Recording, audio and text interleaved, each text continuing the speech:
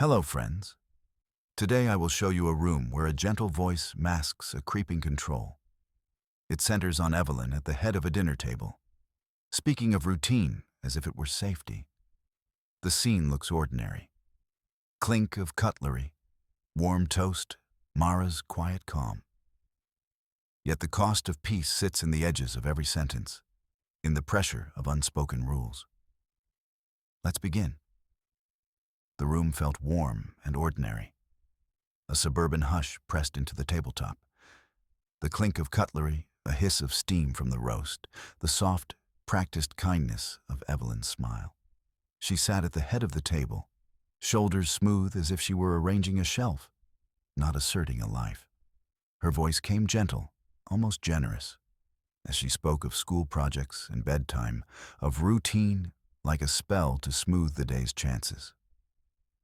Mara kept her shoulders loose. Her chair eased back just enough to breathe. She wore a quiet, practiced calm, the kind that keeps a room from tipping into argument. She wanted peace, yes, but the peace had grown a thin edge, a place where words could slip and become responsibility places no one wanted to shoulder. Evelyn's gaze skimmed across the table to Mara's husband, Daniel, and drifted back. "You know how important consistency is, Mara," she said, soft as a cameo's touched whisper. "A crosswalk of rules for the kids, bedtime, screens, meals, keeps everything from spiraling." Her eyes lingered on Mara, apology folded into her words, as if manipulation could wear a gentle shawl. Mara's breath tightened at the doorway of her own courage. She smiled, but the smile didn't reach her eyes. The room's warmth pressed closer, turning every sentence into a test. The unwritten rule, keep the peace, keep the family image intact, pulled at her like a thread from a sweater, threatening to unravel the moment she pulled back. A small ritual kept her tethered. The momentary touch of her fingertip to the damp edge of a water glass, tracing a line in the condensation, a fragile line that could become a boundary if she could only name it aloud. The line felt real and unreal at once, a private symbol turning public in a breath. "Mom," Mara found her voice, clear but steady. "I hear you, and I value your care. But these decisions, our parenting, our routines, how we respond to the kids, are ours to make together." Her eyes stayed on Evelyn, then flicked to Daniel, who sat stiffly but did not look away. Evelyn's smile thinned like a blade drawn with velvet. "We all want what's best for the children," she said, and the word best hung heavy, a coin with two faces. Daniel's jaw gave a tiny, almost invisible tremor. His hand found Mara's shoulder in a wordless yes, a quiet, trembling sphere of support. The boundary Mara had drawn in the glass widened in her chest, a line becoming air with resolve behind it.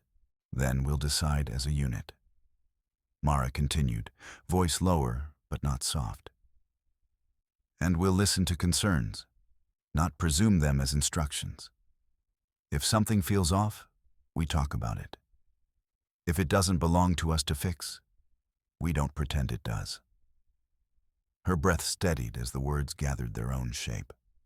A small but definite shape that could become structure. The table exhaled with the shift, and Evelyn's posture stiffened, not with anger, but with the ache of being named. She folded into the space she'd carved for years, where influence arrived quietly and lingered like good manners. A faint clink of cutlery, a breath held in the room, and then a neutral murmur, as if the house itself were listening for the next move. Mara's line stayed visible, not battered, not invisible, but present. The boundary wasn't a scream. It was a measured, chosen edge. The edge a family could walk beside, not through. The question hovered between the plates, unanswered, suspended in the air, as if the calendar on the wall had quietly circled dates ahead. Days when the plan would be tested again. Will Mara be able to draw that boundary without breaking the harmony?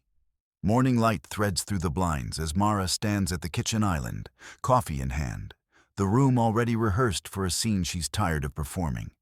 Evelyn's footsteps spill in, soft as rain, carrying the gravity of a future she can predict before it happens. The air carries a note of vanilla and something sharper, unspoken expectations. Just a thought, Evelyn says, sliding into the chair with the quiet certainty of someone who has always felt entitled to the stage. We've settled into a nice rhythm lately. It would be unhelpful to disrupt it now. Her voice is careful, like a veil drawn over a sharper edge. The kids thrive when we're consistent, don't you agree? Mara's breath falters, the old reflex blooming. Agreement, appeasement. The feeling that harmony is a fragile thing and must be protected at any cost. She answers with the gentleness of someone navigating landmines. Yes, consistency helps. The word lands as a soft surrender. From the counter, Mara pockets a thin roll of painter's tape, a simple tool, ordinary, almost trivial. She studies the line it would make on the tile, an almost invisible boundary, a visual reminder of where she will not let the corridor of influence cross. She steadies her hands, then tugs the tape along the edge of the living room threshold, a pale blue seam that appears and disappears with the glare of the sun. A boundary, plain as a spoken word, yet palpable enough to feel in the spine. Daniel enters with 2 mugs, eyes flicking between Mara's quiet hands and Evelyn's steady smile. "We'll talk after coffee," he says, a cautious truce offered in a tremor of hope and fear. Priya's image flickers in Mara's mind, her practical calm, the firm outline of a plan. A ping on Mara's phone. Priya Kapoor. Boundaries are not walls, they're maps. Love respects the map. Mara breathes out, and the voice that once rose with the room sinks to a whisper. "What if we try it this way?" she starts, and the sentence trails off as she adds, "For now." The words feel small, almost cowardly, but they land with the weight of a decision. She nods toward the calendar on the fridge. Circled dates a silent promise of future firmness. The coffee boils, the steam curling like a question in the air. Evelyn leans in just enough to brush Mara's sleeve with care, as if to remind her who holds the reins of rhythm. Mara doesn't pull away, just tilts her head slightly, a mime of openness that is also a brace. The boundary line glints for a moment in the morning light. Visible, tactile, fragile. And Mara steps back, not across it, but beside it, choosing a measured space between accommodation and assertion. "Okay," Mara says, firmer now, though the tone remains soft. "Let's keep the routine we have, and we'll add the pacing you want, but with a set boundary." She looks at Daniel, who swallows, then nods with the kind of gravity that means he is listening, really listening, for the first time in a long while. Evelyn's lips tighten at the edges, a practiced mask over a stubborn need to be the one who decides. Priya's steady, practical voice echoes in Mara's memory, and a small, stubborn flame threads through the guilt-saturated air. I am allowed to ask for a boundary and keep love in the same breath. The boundary line on the floor feels less like a shield and more like a vow. The scene ends with the room holding its breath. The line of tape, a quiet, stubborn symbol, a literal crease in the fabric of the morning. Can Mara hold the boundary? She wonders, as the room hums with polite speculation and the soft insistence of a family trying to live together without erasing one another. The question hovers, unanswered, as the kettle whistles and the day moves just a fraction closer to truth. The dining room hums with quiet warmth, a familiar theater of knives and spoons and the soft clink of glass. Evelyn leans in, not loud, just close enough that Mara feels the proximity of judgment dressed as care. "I've been thinking, dear," Evelyn says, the words sliding over the surface of the conversation like a friendly wave. "Better to be gentle with the little ones, yes? A little routine goes a long way. You don't want to confuse them with all these modern ideas about parenting." Her tone is soft, almost maternal, but the meaning lands like a careful poke. Mara's breath tightens at the center of her chest. She recognizes the pattern she's learned to clock. Care masquerading as command, concern wearing a mask of doubt to steer decisions. Daniel's hand finds Mara's under the table, a small anchor of presence. He doesn't speak yet. He's listening, weighing the cost of disagreement with his mother, the futurea of his children hanging on Evelyn's next word. The door to the hall stands ajar, a thin, telling line of air between rooms. It's only a doorway, yet it feels like a boundary drawn with light. A literal opening that might invite intrusion or perhaps a chance to close something off. Evelyn notices it too, and taps into the moment as a tacit invitation. "I know you want what's best," Evelyn continues, soft as a lullaby. "But sometimes your best isn't what keeps a family steady. You're drifting toward choices you'll regret later."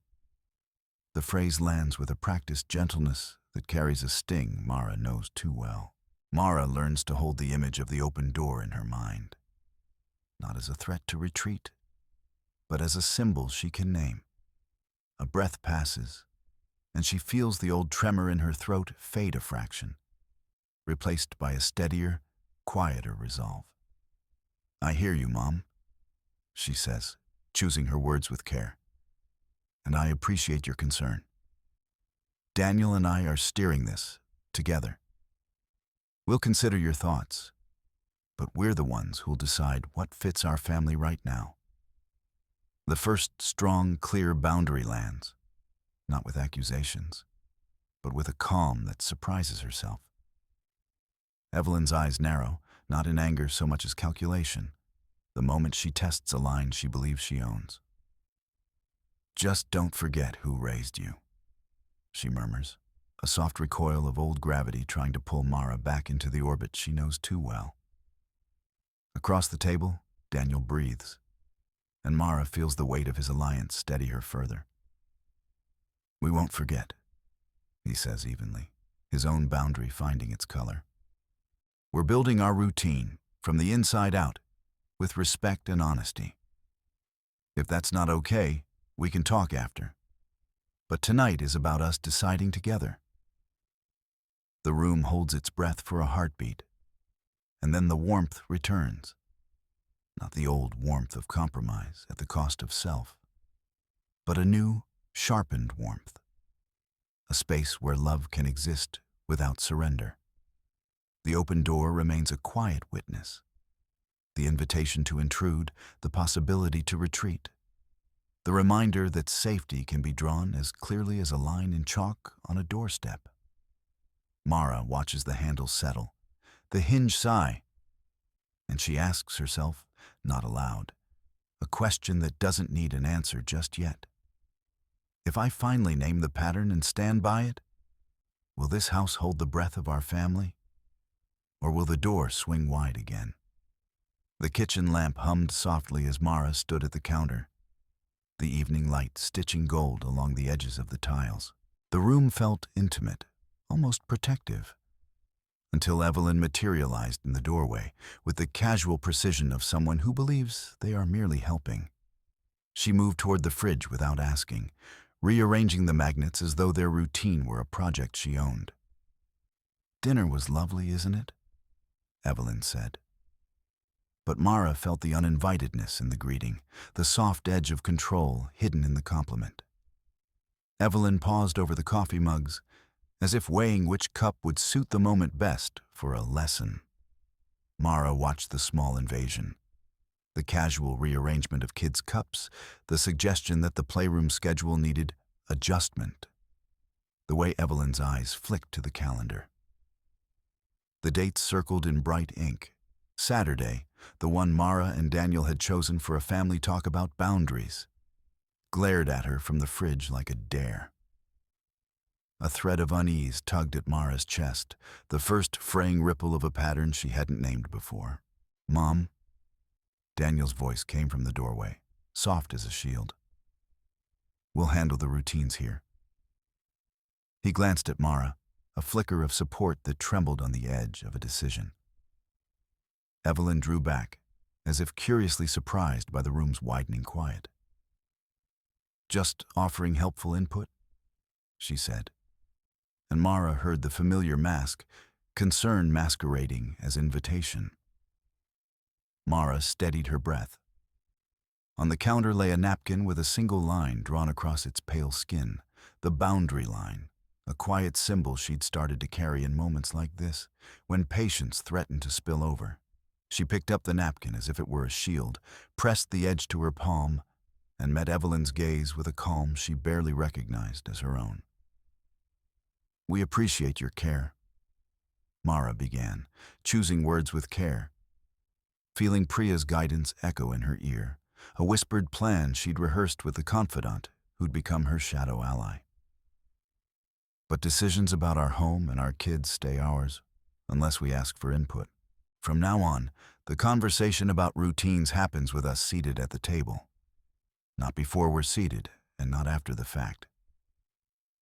Evelyn's lips tightened, the soft mask slipping for a heartbeat into something colder. "So you're saying you don't want my help?"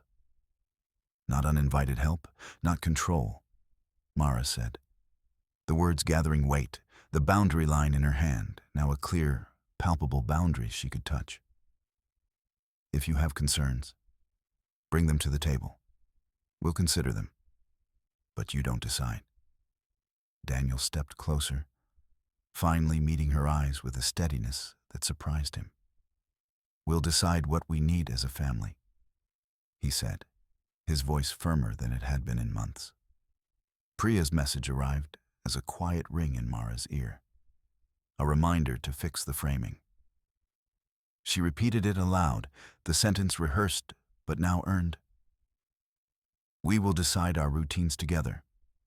You're welcome to share concerns, but they don't set the schedule." Evelyn's breath hitched. For a moment, the room held its breath, as if the walls themselves listened. The calendar on the fridge showed its circled date again, but now Mara saw it differently. Less a deadline, more a promise.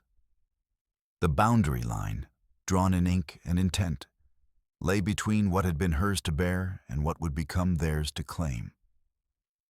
The scene steadied, and with it, Mara felt a slow, moving relief. Yet the air brimmed with the question that would not die. Could the family stay whole and loving if the lines were respected? If truth stood graced by courage? The question hovered, unresolved, as the light shifted and the kitchen began to quiet around the new boundary. The kitchen light hummed softly, a pale halo around the lamp above the island. Outside, a light rain stitched the evening to the glass. Inside, the room carried the weight of quiet intentions. Mara stood with the masking tape in one hand, the other braced on the edge of the marble, as if steadying a ship rather than a countertop. Evelyn lingered in the doorway, a silhouette of kept opinions and unspoken critiques. Her eyes rested on Mara's movement, not on the tape, but on the moment before the line would be drawn. Daniel stood beside Mara, shoulders hunched a touch, the air between him and his mother a taut line. "Not today," Mara began, voice low but clear, the word almost filing itself in the space between heartbeats. She pressed the edge of the tape to the counter, creating a pale, straight seam. "The decisions about our home and routines are ours to make." Evelyn's lips didn't curve into a smile. They remained a thin line, the kind that warned of a gale and offered nothing in its wake. She stood, not moving closer, not stepping away. Watchful, waiting. Daniel shifted, glancing at his mother as if asking for permission to breathe. He opened his mouth, then closed it, as though the room itself pressed a hold on his words. He took a small step toward Mara, a half-hearted attempt at solidarity that trembled as it met the distance Evelyn kept between them. From the kitchen's edge, Mara could hear Priya Kapoor's calm voice in her ear. Soft, precise, a lifeline that traveled through the phone to the anxious nerve center of Mara's spine. Priya's tone appeared in his mind. You want a boundary? Anchor it in a rule you can enforce, in a moment you can hold. Mara drew a breath. A thin thread of air she pulled taut. Not every Sunday, not every call, Mara said, the words stammering, then finding form. We decide what is shared and what stays private for our family.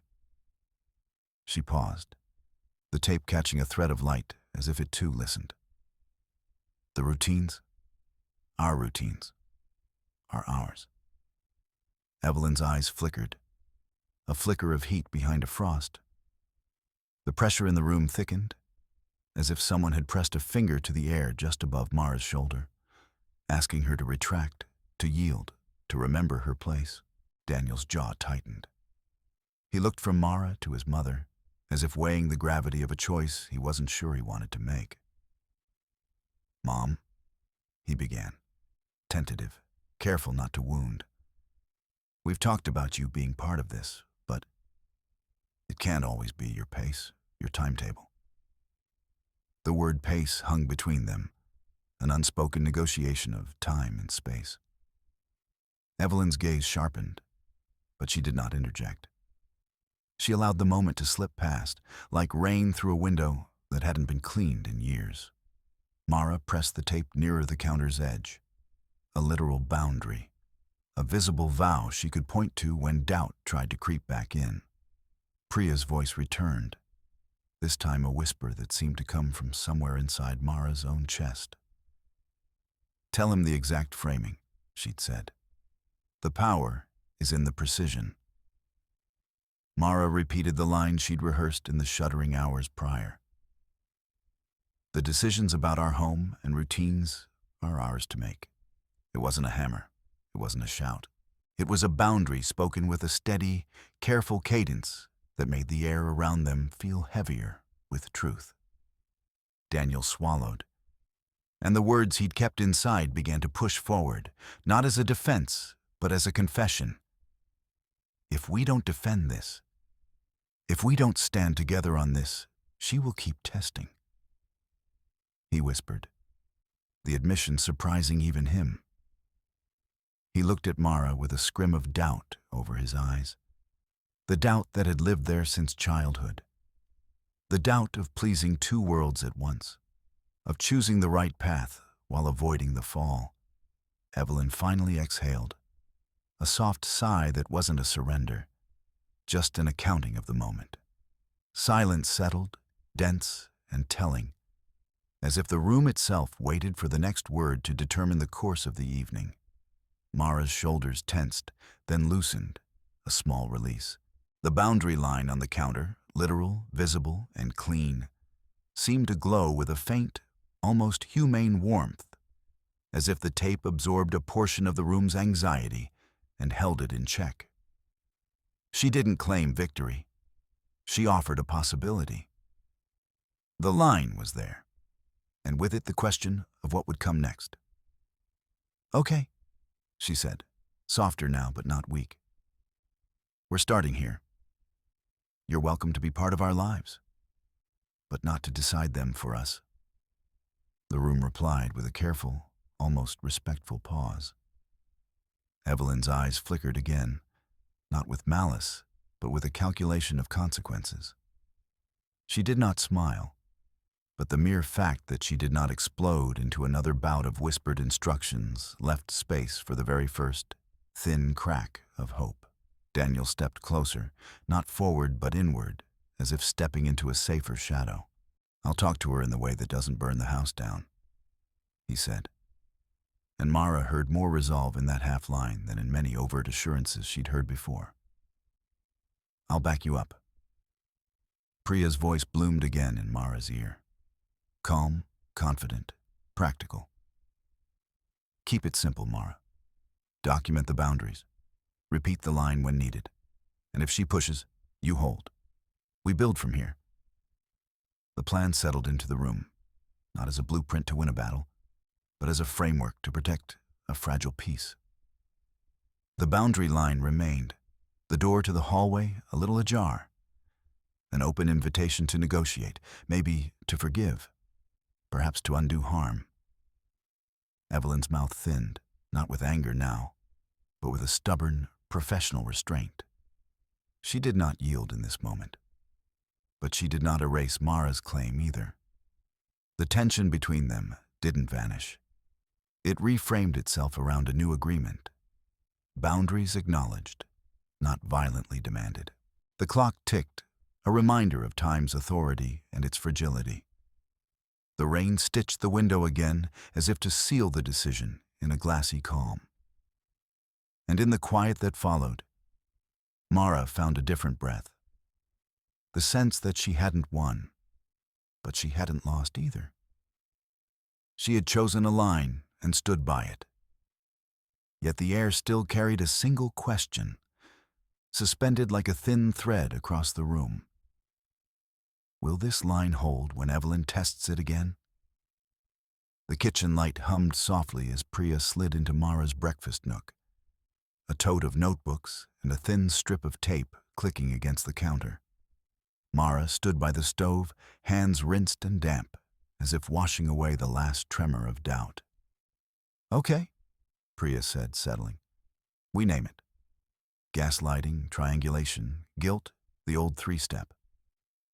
She opened her notebook like a field guide. When Evelyn says you're overreacting, that's gaslighting, making you doubt your memory, your own truth. Mara nodded, the word tasting unfamiliar on her tongue. From now on, our home decisions will be made by us, the couple, and, when needed, Priya as support. We will ask for your input if we want it, not as default. Mara frowned. That sounds formal. Because we're anchoring it in clarity, Priya said. But you'll add your voice, Mara, your tone, your own power. Mara swallowed, the room shrinking to the space between them. If she pushes back, I'll respond with a boundary. We've discussed this. Our line is this. Home, routines, decisions, ours to make. And I'll name the pattern gaslighting, triangulation, guilt tripping. I will not repeat it endlessly to appease her. Priya's eyes brightened. That's not a tirade. It's a map. You're choosing the path, Mara. That's the dominant act here. The choice to enforce. A pause. Then Mara exhaled, steadier. If she recalls old favors, if she twists the memory again, I'll say, I hear you want control, but we're choosing our own pace. We'll discuss this tomorrow with Daniel present. Excellent. Priya tapped the notebook. We rehearse with Daniel present, not to betray, but to anchor the boundary in reality. Mara's shoulders loosened, though the tremor lingered at the corner of her mouth. And the symbol, the boundary, will it work as a sign or a shield? Both, Priya answered. She stood and walked to the fridge, returning with a simple calendar. She circled 3 dates in red. These are the first boundary check-ins, when we pause, assess, and adjust. Mara stared at the calendar, then back at the line on the counter. So the boundary isn't a promise to never be hurt. It's a promise to protect us when we're pressed. Exactly. Priya's voice was even, real. We test it, we name it, we live inside it. And if Evelyn crosses, we remind her of the line. Calmly, with evidence, and with Daniel ready. Doubt flickered in Mara's eyes, then settled into something like resolve. She drew a breath that reached all the way to her ribs. We begin tomorrow. We present our plan, and we keep the line visible. Priya smiled, pockets of certainty in her gaze. Then we do it. Together. The clock ticked, small and patient. Mara touched the edge of the boundary line with her fingertip, as if the skin of a fragile shield, and misgivings rippled to the surface, only to be swept away by a growing, quiet resolve. The room held its breath with them. And then the door creaked, not open, not closed, but suspended, leaving the question floating in the air like steam. Will this line hold when Evelyn steps into the room again? The kitchen clock ticks softly. The glass of late afternoon light leaning against a bottle of sanitizer and a chipped mug Mara keeps for cheap coffee. On the fridge, a calendar glows with a single upcoming square. Saturday, 4 p.m. She taps a finger against it, then writes beneath 6:30. The pen leaves a clean, almost ceremonial line. From the drawer, she pulls a strip of pale painter's tape and lays it across the threshold between the living room and the entryway. A neat, invisible doorway. It is not a wall. It is a boundary, precise as a measurement she's finally allowed herself to take. A calendar date circled, a line drawn, a quiet assertion of space. Evelyn arrives with the soft clink of coffee cups and the careful perfume of a life spent smoothing edges. She smiles first, then reads the calendar with a practiced gaze, as if scanning for cracks in Mara's resolve. "Lovely to see you all," Evelyn says, setting down her tote with the ease of someone who knows the rhythm of this house. "Isn't it wonderful how family holidays just work themselves out?" Mara looks at Daniel, who lingers in the doorway, shoulders still tense from the drive and the unspoken weight of what comes next. Priya's voice, quiet, practical, a lifeline, rises in Mara's memory. Define, don't debate. Time, limits. Topics. Mara takes a breath that feels almost ceremonial. "I've scheduled Saturday from 4 to 6:30, Mara says, keeping her gaze level on Evelyn. Her tone is calm, almost clinical, the way a doctor might deliver a diagnosis that changes everything. "We'll see you then. We'll stay until 6:30, and we will not discuss parenting choices, home decor, or routines unless we bring them up first. If there's something you want to talk about, we can arrange a separate time." Evelyn's eyebrows lift, a glint of something that isn't surprise. Doubt, perhaps, or the first stir of affront. The smile on her lips tightens into something thinner, less confident. She glides a hand over the counter as if to steady herself. "Well, I wasn't planning to bombard you with opinions," she says, the air between them thinning. "I only want what's best for the family."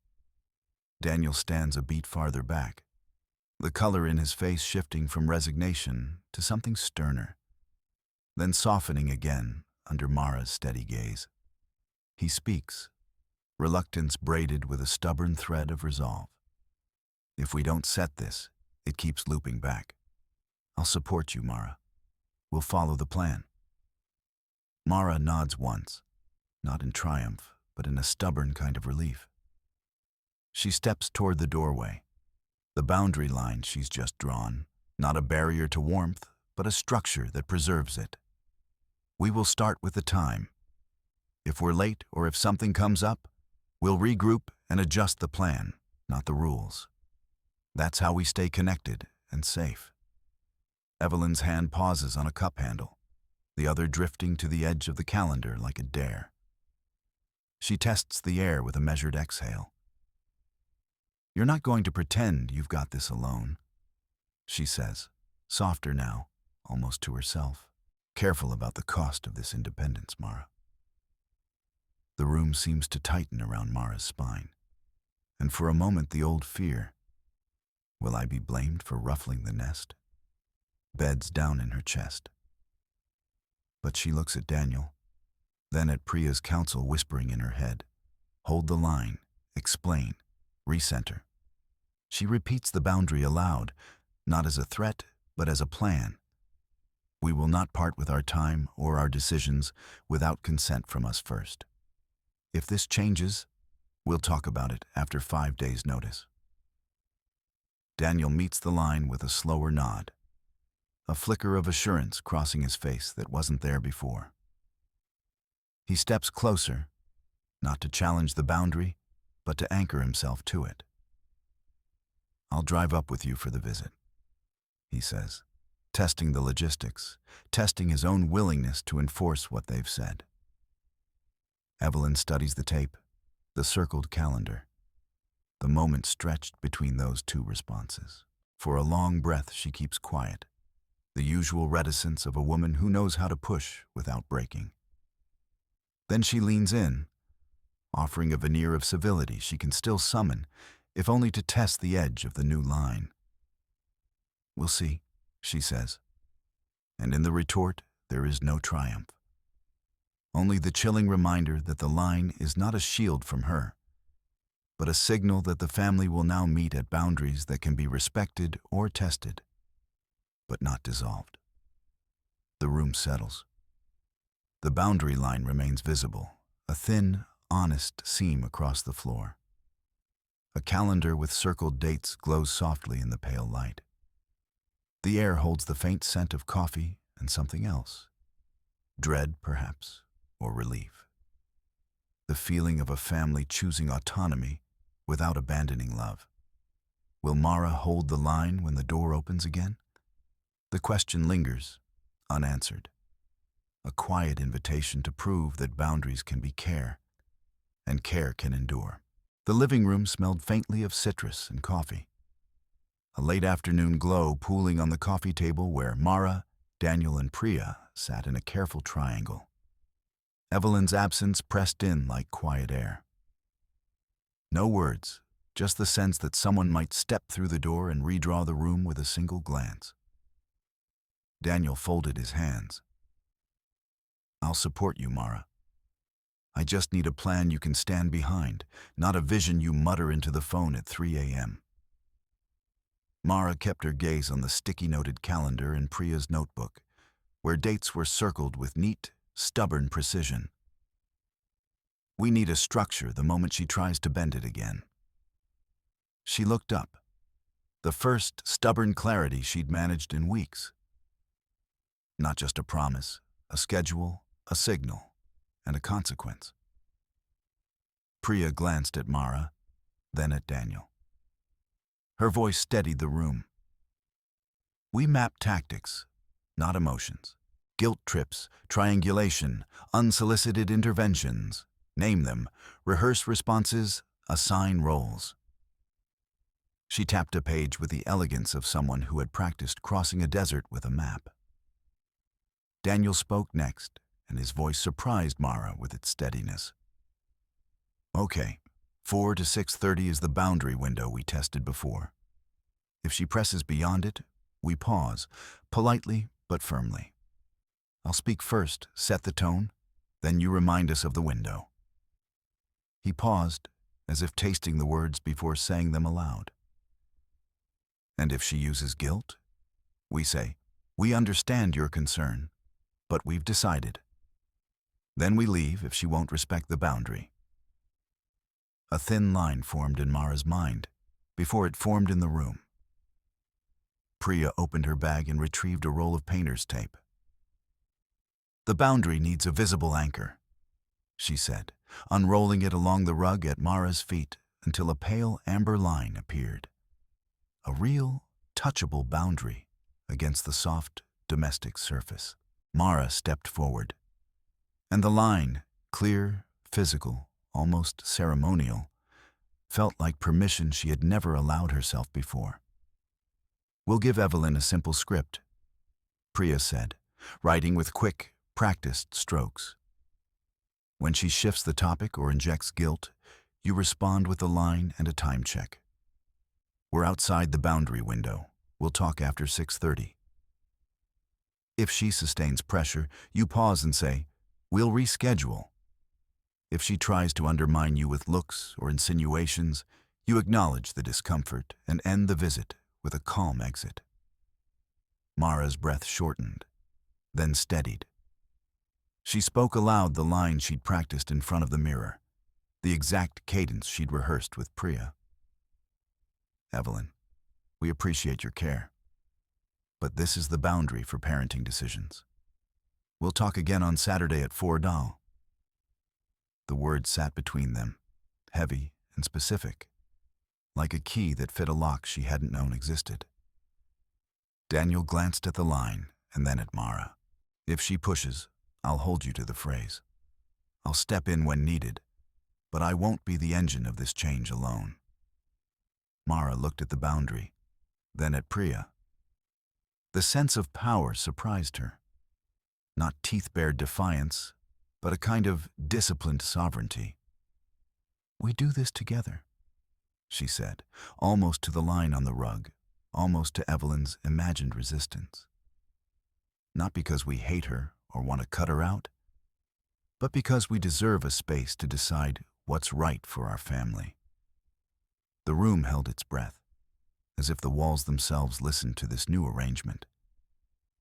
The clock ticked softly, each second a quiet drumbeat in favor of possibility. Evelyn's voice, when it came, would not be loud. This was not a fight about volume, but about placement. Priya folded the calendar and slid it toward Mara. "Date night booked, notes ready. A plan that can be seen as well as spoken. The boundary isn't just a line. It's a promise that the room will stay safe and honest." Mara touched the edge of the tape, feeling the texture of commitment under her fingertips. The line was more than visibility. It was a decision she could stand behind without dissolving into excuses. As they rose to go, Mara caught Daniel's gaze and held it. The doubt that had tugged at him earlier had thinned, replaced by something like certainty. The boundary line glowed faintly in the late light, a small, stubborn beacon in a familiar house. What would happen when Evelyn faced the line, when her silence pressed against the glow of that tape? And what if she tested it again, to see whether the boundary could endure? The questions hung in the air, unanswered, as the door opened and the room welcomed the next moment of their cautious, shared courage. The room held its usual warmth, the weekend quiet pressing against the window glass, a lamp pooled amber light on the coffee table where a calendar rested, dates circled in neat, anxious circles. Evelyn sat with the ease of someone who always had a frame to lean on. Mara stood opposite her, Daniel between them, and Priya to the side, a quiet anchor with a notebook in hand. Mara took a breath she meant to distribute evenly, as if dividing a fear into smaller pieces. "This ends the pattern we've allowed to continue," she said, keeping her voice even. "We're drawing boundaries." Evelyn lifted an eyebrow, the corners of her mouth soft, almost puzzled. "Boundaries?" Her tone folded into a smile that didn't touch her eyes. "We're a family. We look out for each other." Daniel's posture shifted. Shoulders straightened, hands pressed to the edge of the table as if to anchor his own resolve. "We're a family, yes. We also have a life we're trying to protect," he said. And his gaze met Mara's with a kind of brave quiet she hadn't expected from him before this moment. Priya closed her notebook softly. "We map tactics, not punishments," she reminded them, then glanced at Mara. "Show them the plan." Mara placed a paper on the table. The boundary plan, though she'd rather call it a survival map. "From today forward, visits are bounded, 4 to 6:30. No unsolicited interventions into parenting decisions. Private family decisions stay between us unless both Mara and Daniel invite input." She paused, heat crawling up her neck, then added, "And if a concern arises, we'll flag it with a clear signal, text or a call, and a specific time to discuss it." Evelyn's mouth paused on a line of disbelief. "So, you're freezing me out? I've earned a seat at your table." Mara's fingers trembled briefly, then steadied. No one is freezing you out of love. We're protecting our boundaries as a family. If there's something you need, you bring it up at the time we've agreed to. Not sneakily, not through insinuations, not through others. The word insinuation seemed to hover in the air, a thread she'd tugged so many times before. Daniel leaned forward, the chair creaking softly, and placed his hand over Mara's. It was a small gesture, but it changed the geometry of the room. We're not asking you to disappear. We're asking you to respect our pace and our decisions, he said. Quieter, more deliberate. Priya rose, and for the first time Mara felt her own fear shift, turning into something like certainty. This is not about punishment. It's about survival of the relationship we want.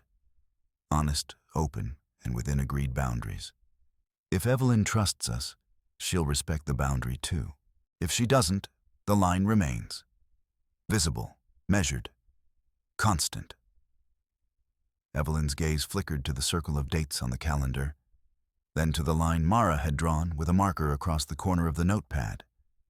The faint impression of a boundary already tangible in the room.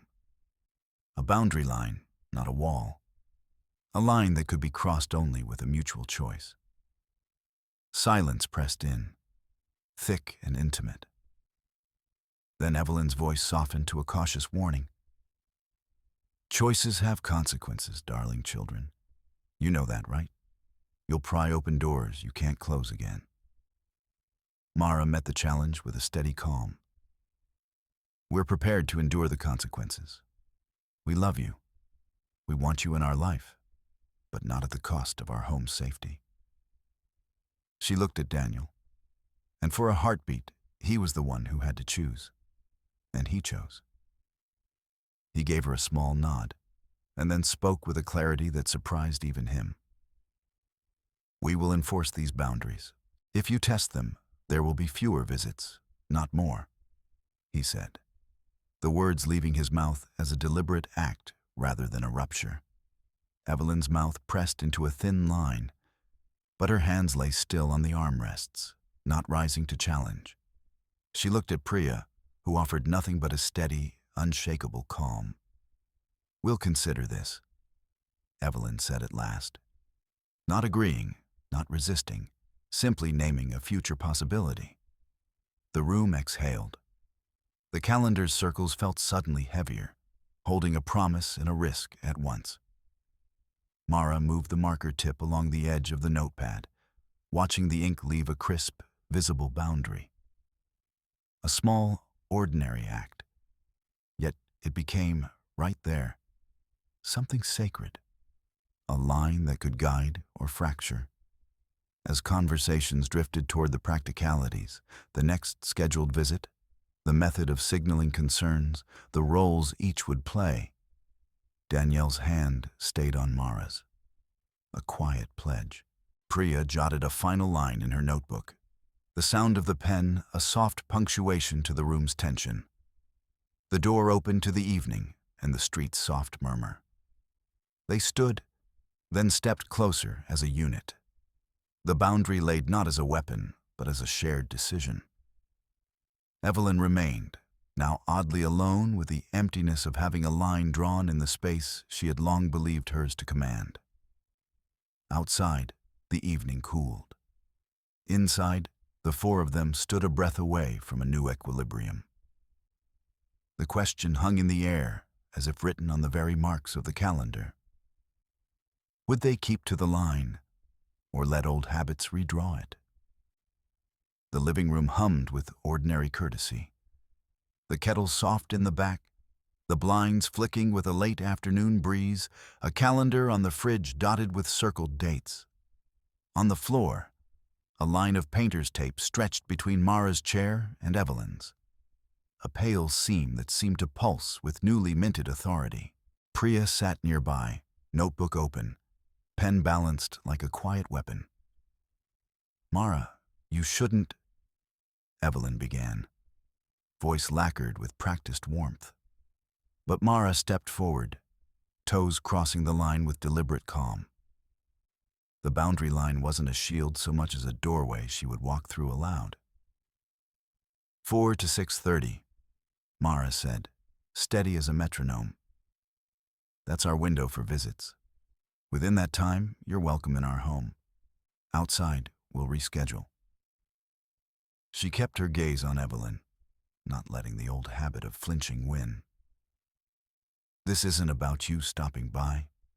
It's about the rhythm of our family life. Evelyn's eyebrows lifted in that practiced, almost amused way. You're turning what was always generous into rules. You're forgetting the family in this. Priya's voice cut the quiet, soft but precise. This is not a rejection of care. It's the saying clearly how care will be enacted. The boundary is a tool for safeguarding warmth, not freezing it. Daniel shifted, a cautious line of resolve appearing in his posture. He spoke to Evelyn only with his body, aligning shoulder to Mara's shoulder, then found his words. We want harmony, yes, but harmony built on autonomy. If we can't keep this schedule, we'll still talk, but the plan needs space to breathe. The phrase felt careful, not a challenge. Mara stepped closer to the center of the line, where the tape met the edge of the dining room light. Within these hours, you may gently urge us, but no intrusions outside them. Decisions about our home, our routines, our child. We'll discuss them together first, with Priya present. She paused, swallowing the old tremor that tried to creep back. If you cross the line with concern cloaked as approval, we'll pause and reschedule, not as punishment, but as respect for safety. Evelyn's lips pressed. The room narrowed to the soft click of the kettle, the whisper of the calendar's pages, the tick of a clock keeping time with the line. Daniel's voice finally found its weight. We are choosing this together. You can push, but we'll push back. Together. And if you can't honor the hours, we'll still meet in a way that protects us. The last words hung, not as threat, but as boundary made brittly honest. Priya closed her notebook with a faint, decisive sigh. The signals of concern stay within the hour. If alarms are raised outside, we acknowledge them. We reset. We remind. The plan is simple. Clarity, accountability, and shared responsibility. The brand new boundary felt real, a thin, bright seam through the room's old fabric. Mara looked at the line, then at Daniel, who met her eyes with a quiet, unforced nod. Evelyn studied the seam as if it might peel away at any moment, then looked away, silent for once.